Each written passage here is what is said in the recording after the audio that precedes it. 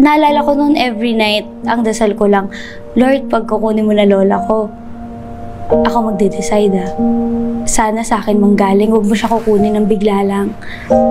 Tapos nung time na lumalala na yung condition niya, sa buong 7 months na yun. That day na nawala siya ate, umaga yun 6 a.m. So pinakain ko siya, after namin mag-mask, nebulizer ko siya, meron pa akong video nun, tapos humiga na kami. Tapos ako kasi ayoko matulog kasi gusto ko babantayan ko lang siya. Hanggang sasabi niya, sige na matulog ka na. Matulog ka na. Sabi ko, ayoko pa matulog. Sige na matulog ka na. Sabi ko, sige, dasal tayo. So nag-pray po kami. Hindi ko alam ate, pero for some reason, lumabas na lang sa bibig ko nun na, Lord, okay na ako. Parang, ayoko na siya mahirapan. Sige, siguro, ito na yung time na nilalet go ko na siya.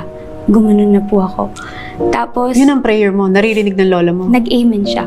Gusto na niya Kasi, hirap na. although 7 months ate, gusto na niya talaga. Parang ako lang yung iniisip niya. Ako lang yung hinihintay niya na i-let go na siya. So sabi ko na sige na, okay na po ako. Parang ayoko na siya mahirapan. Parang I'll just take her pain.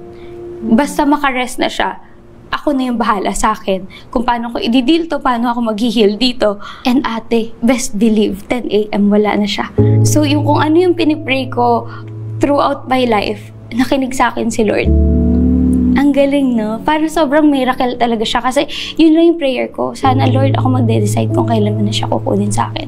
Wala na akong kasama. Alone ako everyday. And sobrang hirap yung feeling na lonely ka. Tapos wala kang masabihan lahat.